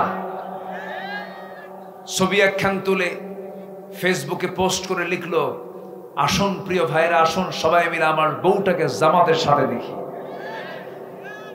আছে না নাই? এগুলো লম্পট, এগুলো কি বলেন তো? সমাজ নষ্টকারীরা। আমার নবীজি বউ নিয়ে গেছেন, কিন্তু পর্দা ছাড়া না, পর্দা সহ? পর্দা সহ। কোন এক অভিযান থেকে তিনি আসতেছেন, হাজার হাজার সাহাবী মদিনায় ফিরবেন। আমার নবীজি বললেন, সাহাবীরা আমরা মদিনার দিকে ফিরতেছি, হঠাৎ করে কেউ যদি বাদ পড়ে যায়, বাদ পড়েই যেতে পারে। আমি একজন সাহাবীকে দায়িত্ব দিলাম, সাফওয়ান এদিকে আসো, তোমাকে দায়িত্ব দিচ্ছি। তোমার দায়িত্ব হলো আমার যে সমস্ত সাহাবীগুলো ফেরার পথে বাদ পড়ে যাবে, সেই বাদ পড়া সাহাবীগুলোকে তুমি নিয়ে মদিনা পর্যন্ত পৌঁছায় দিবা। ঠিক আছে হুজুর। কেউ বাদ পড়ে নাই, বাদ পড়েছেন মিসেস মুহাম্মদ আয়েশা সিদ্দিকা রাদিয়াল্লাহু তাআলা আনহা, তিনি বাদ পড়েছেন। বাদ পড়ার কারণ হলো, হেতু হলো, তিনি হঠাৎ করে রাস্তার মাঝে বলে ফেললেন, আমার পেশাবের চাপ এসেছে, আমার প্রকৃতির চাপ এসেছে, আমাকে নামায় দাও উঠের পিঠ থেকে। দোলনা ছিল, সে হাওদা ছিল, হাওদা সহ তাকে নামায় দেওয়া হলো। হাওদা থেকে নেমে তিনি আড়ালে চলে গেলেন, শৌচকার্য করলেন। তিনি একটু আসতে দেরি করেছেন। যে দায়িত্বপ্রাপ্ত সাহাবী মনে করেছেন আম্মা জান আয়েশা বুঝি হাওদার মধ্যে আছেন। এত চিকন ছিলেন যে থাকলেও সে ওজন, না থাকলে সে ওজন। মিস পড়ে গেছেন তিনি। উনি আছেন বলে মনে করে সাহাবী করলেন কি, দায়িত্ব প্রাপ্ত সাহাবী করলেন কি, হাওদাটা ফাঁকা হাওদা, উঠের পিঠে উঠায় দিলেন। সব চলে গেছে, কেউ আর নাই। আম্মা জান আয়েশা এসে দেখেন সব চলে গেছে। কাপড়টা দিয়া, ওড়নাটা দিয়া ঢেকে তিনি আস্তে করে বসে পড়লেন। দায়িত্বপ্রাপ্ত সাহাবী দূর থেকে দেখে বলছেন, আমি আপনাকে চিনতে পেরেছি, আপনি আম্মা জান আয়েশা। কোনো চিন্তা করবেন না, আপনাকে সঙ্গে করে নিয়া মদিনা পর্যন্ত পৌঁছে দেওয়ার দায়িত্ব রাসূল আমাকে দিয়েছেন। নিরাপদে আমি আপনাকে পৌঁছায় দেব। নিরাপদে পৌঁছায় দিলেন। নবীর ঘরে যেতে না যেতেই মুনাফিকদের কানে কানে সংবাদ চলে গেছে। মুনাফিকরা বলতেছে, তোমরা কি জানো গত রাত্রে আবু বকরের কন্যা আয়েশা, নবীর বউ আয়েশা, গত রাত্রে একজন পরপুরুষ সাফওয়ানের সঙ্গে গোটা রাত ঘোড়ার পিঠে চড়ে চড়ে এসেছে। আয়েশার সতীত্ব নষ্ট হয়ে গেছে, চরিত্রহীনা হয়ে গেছে। যেরকম নাউজুবিল্লাহ। এগুলো কাদের কাজ? আসতে কাদের কাজ? এইগুলো লোক তো নাই আমার দেশে। আসতে বলবেন না, আছে না নাই? ওয়াজগুলো কি এগুলো করা দরকার? একটু আমার ভাইয়েরা মনোযোগ দিয়ে শুনুন। শেষ পর্যন্ত কি হলো, নবীর কানে যখন সংবাদ চলে গেছে এমন জাতীয় কথা, আমার নবীজি শুনে তার মনটা খারাপ হলো। আমার নবীজি বলছেন, আয়েশা রে, কি যেন শুনলাম, মনটা আমার খারাপ হয়ে গেল। আমার মনে হয় এই মুহূর্তে তোমার এই জায়গায় না থেকে তোমার বাবার বাড়ি চলে যাওয়া উচিত। একটা নারীর যখন বিয়ে হয়ে যায় তার জন্য আসল বাড়ি হলো বাবার বাড়ি না স্বামীর বাড়ি? বলেন বলেন। স্বামীর মুখ থেকে যখন এই জাতীয় কথা তিনি শুনলেন, যেন তিনি আকাশ ভেঙে পড়ে গেলেন, চোখের পানিতে গাল ভিজে যায়, আর বলছেন, ইয়া রাসূলুল্লাহ, আপনি আমাকে বলেছেন, আমি তো যেতে বাধ্য হচ্ছি, আমি চলে গেলাম আমার মার বাড়ি, আমার বাবার বাড়ি। তবে একটা কথা বলি ইয়া রাসূলুল্লাহ, যে বিয়ের সিদ্ধান্ত এই পৃথিবীর কেউ দেয় নাই, আমার বিয়ের সিদ্ধান্ত এসেছে আসমান থেকে। আল্লাহ আমাকে অর্ডার করেছেন আপনাকে বিয়ে করার জন্য। আমাকে সে আল্লাহর কাছে আমি বিচার দিয়ে দিলাম, আল্লাহ আমার ফয়সালা করে দিবেন। জোরে করুন সুবহানাল্লাহ। দিন শেষে আমার সবচেয়ে আপন কে? আসতে বলবেন না, আপন কে?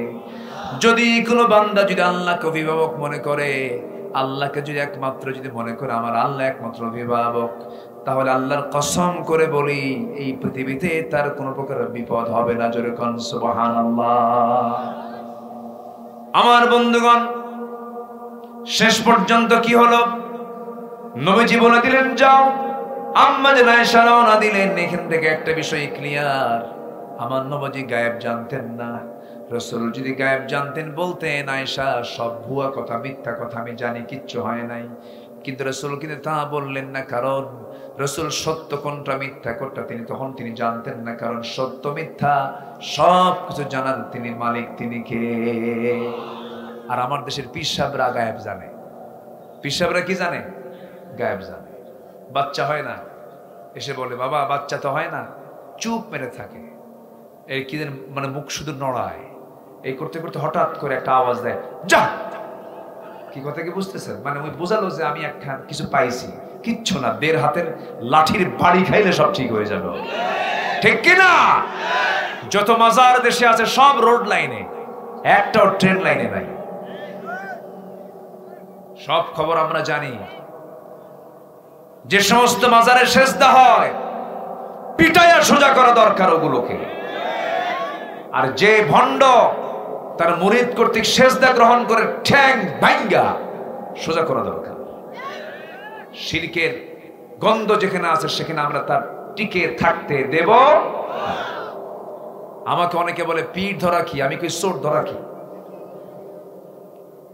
আমি পীরকে গালমন্দ করছি না, আবার আমার কথা কোন দিক দিয়ে কোন প্যাঁচ লাগায় কি যে করবে ক্যামেরাম্যান, আমি আল্লাহ জানি।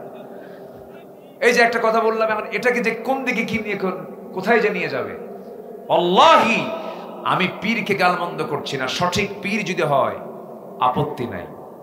শাহজালাল ইয়ামিনী সিলেটে শুয়ে আছেন, খান জাহান খুলনায় শুয়ে আছেন, কারামত আলী জৈনপুরী রংপুরের মাটিতে শুয়ে আছেন, রাজশাহীতে শাহ মাকদুম শুয়ে আছেন।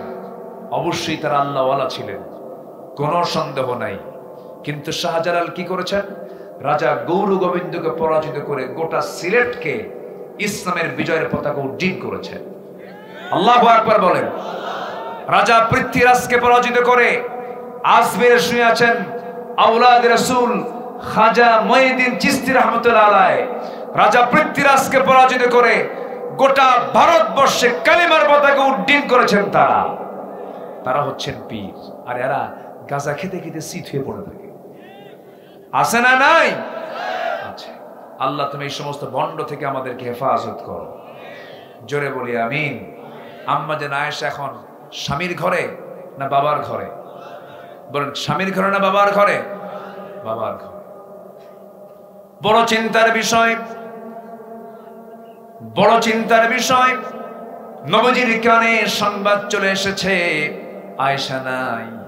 নবীজি রাতের বেলা ঘুমাতে যান, ঘুমাতে পারেন না, হাতটা আগায় দেন, আয়েশা নাই, বুকটা খান খান হয়ে যায়। ওই দেখি আম্মা জান আয়েশা সেজদায় পড়ে পড়ে কাঁদেন। চিকন মানুষ, আরো পাটখড়ির মতো চিকন হয়ে যেতেছেন, চোখের পানিতে যায় নামাজ ভিজতে থাকে। আম্মা জান আয়েশাও কাঁদেন, আমার নবীজিও কাঁদেন। নবীজির কান্না দেখে সাহাবীরাও কাঁদেন। আর মুনাফিকরা, আস্তে কয় মুনাফিকরা হাসে। দেখেন আল্লামা সাইদি ফাঁসির দিন গণজাগরণ মঞ্চে মিষ্টি বিতরণ করেছে। ওরা করে নাই, করে নাই, করে নাই, করে নাই, করে নাই, করে নাই, করেছে। আমার ভাইয়েরা, মুনাফিকরা যুগে যুগে ছিল, এখনো আছে। আম্মা জান আয়েশা বলেন, এত বড় বিপদে পড়েছিলাম আমি আয়েশা, আমি আল্লাহর প্রতি তাওয়াক্কুল করেছি, আল্লাহ আমাকে সাহায্য করেছেন। আম্মা জান আয়েশা বলেন, আমি 9টি কারণে শ্রেষ্ঠ, আল্লাহ পাক আমাকে শ্রেষ্ঠত্ব দান করেছেন 9টা কারণে। নাম্বার 1, আমি আয়েশা 9 বছরের বয়সে আমি আমার রাসূলের বউ হওয়ার সুযোগ পেয়েছি, স্ত্রী হওয়ার সুযোগ পেয়েছি। 13 বছরে নববধূ হয়ে নবীর ঘরে পদার্পণ করেছি। নাম্বার 3 হলো আমি জিব্রাইলকে নিজের চোখে দেখেছি। আম্মা জান আয়েশা বলেন, আমি নিজেকে ধন্য মনে করি, আমি নবীর সঙ্গে যখন একই কাঁথার নিচে শুয়ে থাকতাম সেই সময় জিব্রাইল ওহী নাজিল করতেন।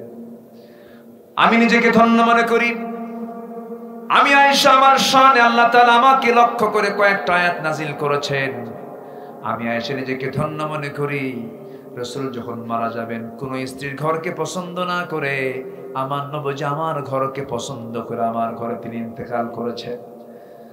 আমার উরুতে মাথা রেখেছেন, বালিশ দিয়েছি আগায়। রাসূল বলেছেন, আয়েশা বালিশ নেব না, তোমার উরুটা আমাকে বিছায়া দাও। আমি উরুটা বিছায়া দিলাম। নবীজি আরাম ফরমালেন, শুয়ে থাকলেন। প্রচন্ড মাথা ব্যথা, প্রচন্ড কষ্ট পাচ্ছেন আমার রাসূল। আমার নবীজির এমন দৃশ্য দেখে আম্মা জান আয়েশা মাথায় পানি ঢেলে দিচ্ছেন। আমার নবীজি হঠাৎ করে বলছেন, আয়েশা রে, মুখে কেমন যেন দুর্গন্ধ মনে হচ্ছে, মেসওয়াক লাগবে, কেমন করে উঠবো আমি? আমার ভাই আবু বকরকে বললাম, একটা মেসওয়াক এনে দেওয়া হলো। মেসওয়াকের আগাটা শক্ত দেখে আমি আয়েশা চাবায়া চাবায়া নরম করে দিলাম। নবীজির হাতে যখন দিলাম, মেসওয়াকের আগায় কিছু থুতু লাগানো ছিল। আমার নবীজি অসুস্থ শরীর নিয়ে আমার লাগানো মেসওয়াক, থুতু লাগানো মেসওয়াকটা নিয়ে মেসওয়াক না করে প্রথমে চুষে চুষে আমার থুতুগুলো পান করে মুসকি মুসকি হাসি দিয়ে বলছেন, আয়েশা রে, গায়ে কোনো শক্তি নাই কিন্তু আমি তোমাকে দারুণ ভালোবাসি। আম্মা জান আয়েশা বলেন, আমি নিজেকে ধন্য মনে করি, আমার জীবনে আমার রাসূল তার জীবনের শেষ খাবার খেয়েছেন। আমি আয়েশা আমার মুখের লালা। রাসূল যখন মারা যাবেন, আয়েশা বলেন, আমার সঙ্গে তার সর্বশেষ কথোপকথন হয়েছে। রাসূল আমার সঙ্গে কথাবার্তা বলছিলেন। রাসূল যখন দুনিয়া থেকে বিদায় নেবেন আমাকে বলেন, আয়েশা রে, দেখো তো আমার কলেজার টুকরা মেয়ে ফাতিমা কোথায়? ফাতিমার নাম নেওয়ার সঙ্গে সঙ্গে দরজা খুলে গেল। দরজা খুলে যাওয়ার সঙ্গে সঙ্গে রাসূল বলছেন, ফাতিমা কান্দো কেন? হাউমাউ করে কাঁদতেছেন। রাসূল কানের মধ্যে মুখ ঢুকায় বলছেন, ফাতিমা রে, কান্দার দিন শেষ, আমি রাসূল দুনিয়া থেকে বিদায় নেব, মালাকুল মউত চলে আসতেছে। তবে একটা সান্ত্বনা তোমাকে দেই ফাতিমা, দুনিয়ার জিন্দেগিতে যেমন তুমি আমার কাছে ছিলে, আমার মৃত্যুর পরে তোমার মৃত্যু হয়ে যাবে, তুমি আমার কাছাকাছি কবরের মাটিতে থেকে যাবে। ফাতিমার কান্না বন্ধ হয়ে গেল। আমার নবীজি মৃত্যুর জন্য প্রস্তুতি নিয়ে নিলেন। আম্মা জান আয়েশা বলেন, আমি নিজেকে ধন্য মনে করি, রাসূল দুনিয়া থেকে যখন বিদায় হয়ে যাবেন আমাকে লক্ষ্য করে বলছেন, আয়েশা রে, আমার উম্মতকে সর্বশেষ একটা মেসেজ জানায় দিও, আমার উম্মতরা যেন কখনো 5 ওয়াক্ত নামাজ না ছেড়ে দেয়। সবাই কি নামাজ পড়তে রাজি আছেন ভাই? নামাজ 5 ওয়াক্ত পড়বেন কারা কারা একটু হাত তুলে দেখান দেখি।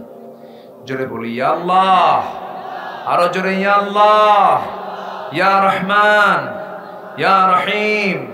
আমাদেরকে 5 ওয়াক্ত সালাত আদায় করার তৌফিক তুমি আল্লাহ দিয়ে দাও। জোরে বলি আমিন, আরো জোরে আমিন। নামাজ আছে যার, ঈমান আছে তার, নামাজ আছে যার, চরিত্র আছে তার, নামাজ আছে তার, শৃঙ্খলা আছে তার, নামাজ আছে যার, বরকত আছে তার। নামাজ নাই যার, তার কিচ্ছু নাই। নাউজুবিল্লাহ বলে। সম্মানিত ভাইয়েরা, আম্মা জান আয়েশা এবার বলছেন, রাসূল যখন ইন্তেকাল করবেন আমাকে হঠাৎ করে বলছেন, আয়েশা, মৃত্যুর দুয়ারে মালাকুল মউত চলে আসছে, জান কবজ করে ফেলবি, যে কোনো মুহূর্তে আমি দুনিয়া থেকে বিদায় নিয়ে নেব। দেখো তো আয়েশা, ঘরের মধ্যে কোনো গহনা আছে নাকি, সোনা আছে নাকি? গোটা ঘর তন্ন তন্ন করে খুঁজে 4-5টা স্বর্ণের বার পাওয়া গেল। হাতের তালুতে নিয়ে বলছে, আয়েশা রে, এতটুকু সম্পদ আমার ঘরে রাখতে চাই না, আল্লাহর দ্বীনের জন্য আমি সম্পদগুলো আমি দান করে দুনিয়া থেকে বিদায় নিতে চাই। রাসূল বিদায় নিলেন। বিদায় নেওয়ার আগ মুহূর্তে সর্বশেষ কথা বলেছেন আম্মা জান আয়েশার সাথে। তিনি বলেন, আমার সঙ্গে তার সর্বশেষ কথা হয়েছে। আমি নিজেকে ধন্য মনে করি, রাসূল যখন দুনিয়া থেকে বিদায় নেবেন, বিদায়ের পরে তার যে কবরটা হয়েছে, সেই কবরটা হয়েছে আমার ঘরের ভিতরে। আমি নিজেকে ধন্য মনে করি। আমার বড় শখ ছিল আমি আয়েশা নবীর পাশে ঘুমাবো। আমার নবীর পাশে আমার বাপ ঘুমিয়ে আছেন। আমার বড় শখ ছিল আমি আমার রাসূলের পাশে শুয়ে থাকবো। কিন্তু ইসলামের বড় একজন খলিফা ওমর ফারুক যখন তার ছেলে সন্তানকে পাঠায় দিয়ে আমাকে বললেন, ওরে আয়েশা, আমার বড় শখ আমি নবীর সঙ্গে থাকবো, এত বড় ব্যক্তিকে আমি কেমন করে মানা করি? আমি আমার জায়গাটা আমি ওমরকে অক্ষ করে দিয়েছি। দিলটা কত বড়, জোরে কোন সুবহানাল্লাহ। আম্মা জান আয়েশা এত বড় একজন দামি নারী ছিলেন, তার বিরুদ্ধে মুনাফিকরা সতীত্বের হুমকি দিয়ে দিল, সতীত্ব নিয়ে প্রশ্ন তুললো। এটা কাদের কাজ বলেন? আসতে বলবেন না, কাদের কাজ? যারা সতীর শব্দে নারীর প্রতি মিথ্যা অপবাদ দেবে, যারা মিথ্যা সাক্ষী দেবে, এদের প্রতি আল্লাহর রহমত না লানত, রহমত না লানত, এদের কোনো দোয়া কবুল করবেন না কে? আমার বন্ধুগণ, আম্মা জান আয়েশা সিদ্দিকা রাদিয়াল্লাহু তাআলা আনহা এক পর্যায়ে চরম টেনশনে পড়ে গেলেন। হারে, কখন ওহী নাযিল হবে? নির্দিষ্ট দিনগুলো পার হয়ে গেল, নবীর কাছে ওহী নাযিল হলো, ইন্নাল্লাযীনা জাউ বিল ইফকি উসবাতুম মিনকুম। হে রাসূল, মুনাফিকরা যত ষড়যন্ত্র পাকিয়েছিল সব ষড়যন্ত্র আল্লাহ বুমেরাং করে দিয়েছেন। জিবরাইল বলছেন, আয়েশা যা ছিল তাই আছে, আয়েশার চরিত্রের কোনো পরিবর্তন হয় নাই। সে একজন ভালো নারী, সতী নারী, কোনো সমস্যা নেই। আমার নবীজি এত আনন্দিত হলেন, দৌড় মেরে চলে গেলেন শ্বশুর বাড়িতে। গিয়ে ডাকছে, আয়েশা রে কোথায়? কোনো জবাব নাই। আবার বলছে, আয়েশা কোথায়? জবাব নাই। এবার বলছেন, হুমায়রা কোথায়? লাল টুকটুকে মেয়ে, তুমি কোথায় গেলে? সুন্দরী আমার মেয়েটা কই গেলে? সুন্দরী আমার বউটা কোথায় গেলে? আমার বন্ধুগণ, মেয়েদেরকে আপনি যত প্রশংসা করবেন, মেয়েরা তত বেজার না খুশি? আসতে কয়, নিজের বউকে খুশি করবেন সবাই, মনে থাকবে তো? অন্যের বউ না, কিন্তু নিজের বউ, এটা যেন মনে থাকে। আবার আমার নবীজি ডাকতেছেন কিন্তু উত্তর দিচ্ছেন না। এক পর্যায়ে কাছে পেলেন, পেয়ে বলছে, আয়েশা তুমি কি জানো তোমার শানে আল্লাহ তাআলা আয়াত নাজিল করেছেন, তোমার চারিত্রিক সনদ আল্লাহ নিজে দিয়েছেন, তোমার কোনো দোষ নাই। আম্মা জান আয়েশা বলছেন, আমি ইব্রাহিমের আল্লাহর প্রশংসা করি। কার আল্লাহ? চলে গেছেন ইব্রাহিমের দিকে। রাসূল বলছেন, আয়েশা তোমার রাগ কিন্তু এখনো আছে। কেন? তুমি ইব্রাহিমের দিকে চলে গেছো। তাদের রাগটাও ছিল কত কন্ট্রোলের, কত শিক্ষামূলক, কত গুরুত্বপূর্ণ রাগ তারা করেছেন। আর আমাদের রাগের তো কোনো সাইজ বাইজ নাই। রাগ উঠলেই কিছু পুরুষ আছে, বউকে সকালে তালাক দেয়, বিকেলও তালাক দেয়। আসতে কবে না? আছে না? নাই? বিবাহিত জীবনে সবচেয়ে বেশি ধৈর্যের পরিচয় দেবে পুরুষ না নারী? বলে না, স্বামী না স্ত্রী? চুপ করে আছে, হুজুর কব না, আপনি বইয়ের কথা বলবেন। কে কে কে বেশি ধৈর্য ধরবে বলেন? বলেন, স্ত্রী না স্বামী? স্বামী। কারণ স্বামীকে আল্লাহ তাআলা পরিচালক বলেছেন। স্বামীর ভিতরে কন্ট্রোলিং পাওয়ারটা থাকতে হবে। স্বামী ধৈর্যের পরিচয় বেশি দেবে। মেয়েরা যে ধৈর্য ধরবে না তা না, ধরবে, কিন্তু এখানে নেতৃত্ব দেবে কে বলেন তো? স্বামী। এই বিষয়গুলো আমরা খেয়াল করব। জোরে বলি ইনশাআল্লাহ। আমার এই একটা কথায় অনেকের সংসার টিকে যাবে। খুব দামি কথা তো এটা। আপনি যদি রেগে যান, আপনি পারবেন না। আল্লাহ তাআলা নারীকে বানিয়েছেন সোজা হাড়ে না বাঁকা হাড়ে? বাঁকা হাড়ে। আপনি যত প্রশংসা করবেন তত ভালো। আপনার বউটা যদি কালো কুচকুচেও হয়, কখনো একটা বারের জন্য বলবেন না তুমি দেখতে অসুন্দর।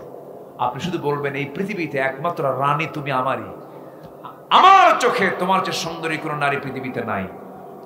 দারুণ খুশি, খুব খুশি হয়ে যাবে।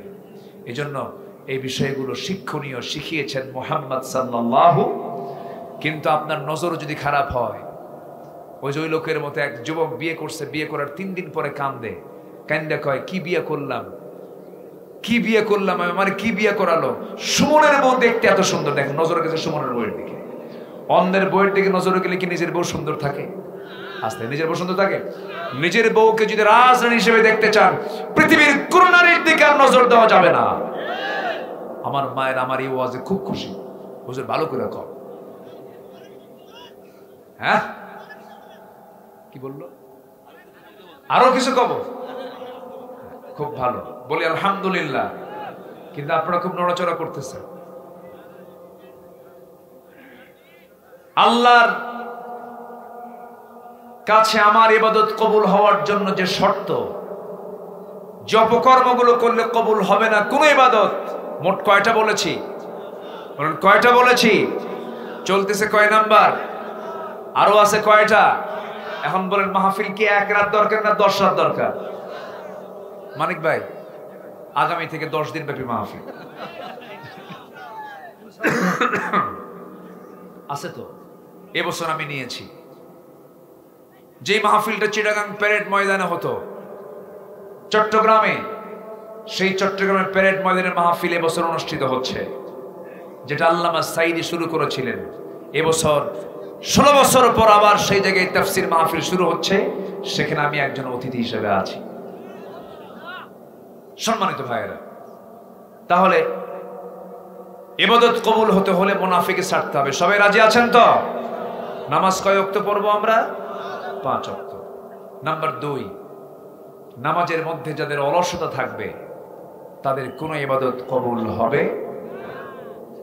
আল্লাহ রাব্বুল আলামিন বলেন, ফাওয়াইলুল লিল মুসাল্লিন আল্লাযীনা হুম আন সালাতিহিম সাহুন আল্লাযীনা হুম ইউরাউনা ওয়া ইয়ামনাউনাল মাউন। জোরে বলুন আল্লাহু আকবার।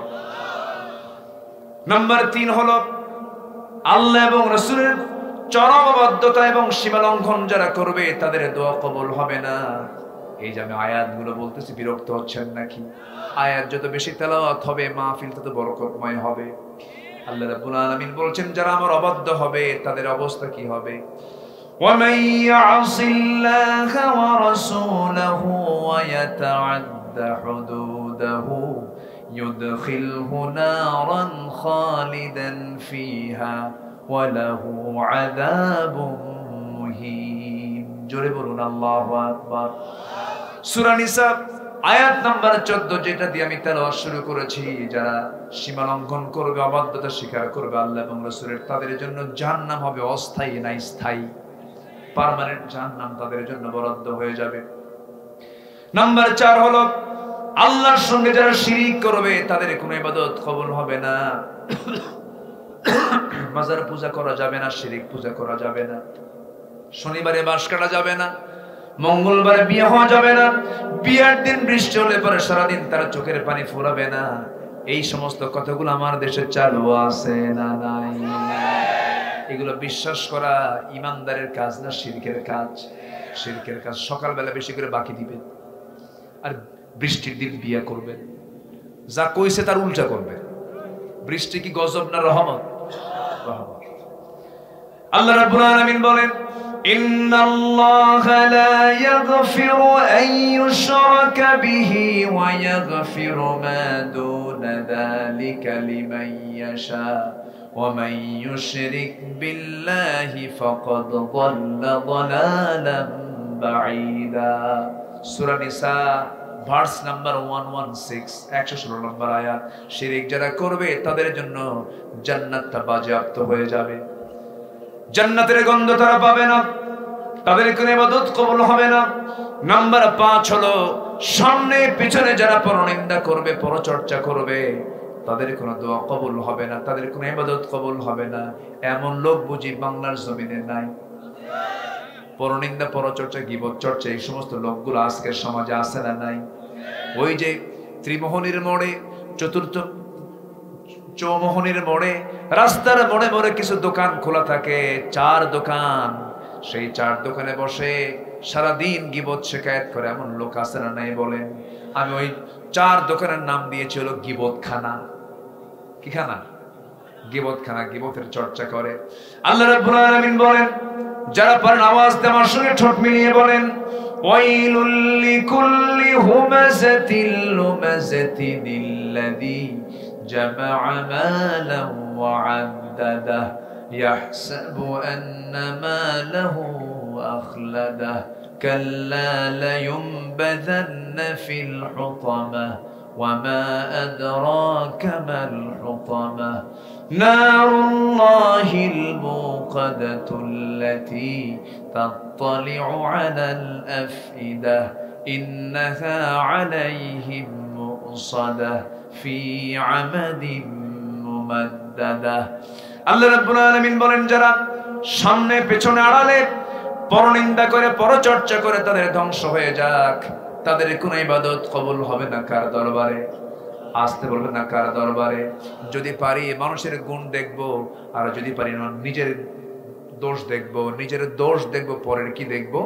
গুণটা দেখবো, আমি উপকৃত হয়ে যাব। আল্লাহকে যারা ভুলে থাকবে আল্লাহ তাদেরকে ভুলে থাকবেন।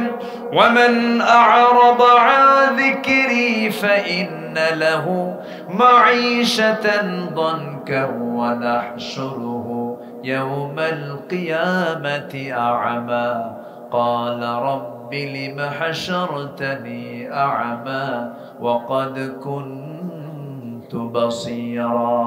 জোরে বলুন আল্লাহু আকবার। আল্লাহকে যারা ভুলে থাকবে আল্লাহ তাদেরকে ভুলে যাবেন, তাদেরকে অন্ধ করে কিয়ামতের দিন তুলবেন। এজন্য আমরা আল্লাহকে ভুলে থাকবো না, স্মরণ করব। বলেন বলেন বলেন, ভুলবো না, স্মরণ করব, স্মরণ করব। নাম্বার 7 হলো শয়তানের যারা পদাঙ্ক অনুসরণ করবে তারা আল্লাহর কোন ইবাদত তাদের দরবারে মঞ্জুর হবে না। শয়তানের পদাঙ্ক যেমন মদের বারে যাওয়া, জেনার কারবার করা, সুদের কারবার করে, এদিকে নামাজও পড়ে, এরকম কিছু লাম্পট্য জীবন আছে না নাই? বলেন, আসতে বলবেন না আছে না নাই? আল্লাহ রাব্বুল আলামিন বলছেন তাদের কোন ইবাদত আমার দরবারে মঞ্জুর হবে না। নাম্বার 8 হলো লোক দেখানো যারা ইবাদত করবে।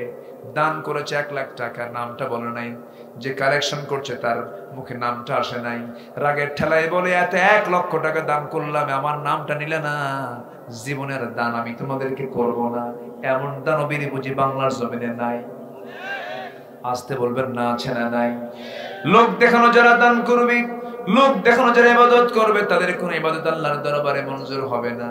আল্লাহ বলেন তাদের কোনো দোয়াও কবুল হবে না। নাম্বার 9 হলো যারা কুফরি করবে, কুফরি করলে পরে তার কোনো দোয়া কবুল হবে না।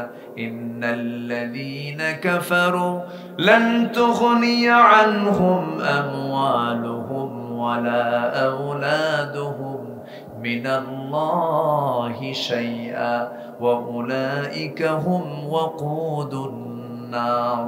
জোরে বলুন আল্লাহু আকবার। সূরা আলে ইমরান আয়াত নাম্বার 10। যদি কোনো বান্দা যদি কুফরি করে তার কোনো কিছুই কাজে আসবে না, সন্তান সম্পদ কোনো কিছুই কাজে আসবে না। এই জন্য কুফরি করলে পরে কোনো দোয়া কবুল করবেন না কে? আল্লাহ তাআলা। সর্বশেষ হলো আল্লাহর সাথে মিথ্যা দৃঢ় অঙ্গীকার করে যারা অবজ্ঞার সঙ্গে তা ভঙ্গ করবে, আল্লাহর সঙ্গে যারা অঙ্গীকার ভঙ্গ করবে, আল্লাহ রাব্বুল আলামিন তাদের কোনো ইবাদত কবুল করবেন না। ওমিনহুম মান আহাদাল্লাহ, মানুষের মধ্যে এমন কিছু লোক আছে যারা আল্লাহর সঙ্গে অঙ্গীকার করার পরে সে অঙ্গীকার যারা ভঙ্গ করেছে, আল্লাহ বলছেন লানাকুনান্না মিনাস সালিহিন। জোরে বলুন আল্লাহু আকবার। আসুন আমরা এই 10টা অপকর্ম থেকে নিজেকে বাঁচায় রাখি। এই 10টা অপকর্ম থেকে বাঁচিয়ে রেখে যদি আমরা আল্লাহর কাছে চাই, দোয়া কবুল করবেন তিনি আমারকে। আল্লাহ কবুল করুন। জোরে বলি আমিন, আরো জোরে আমিন।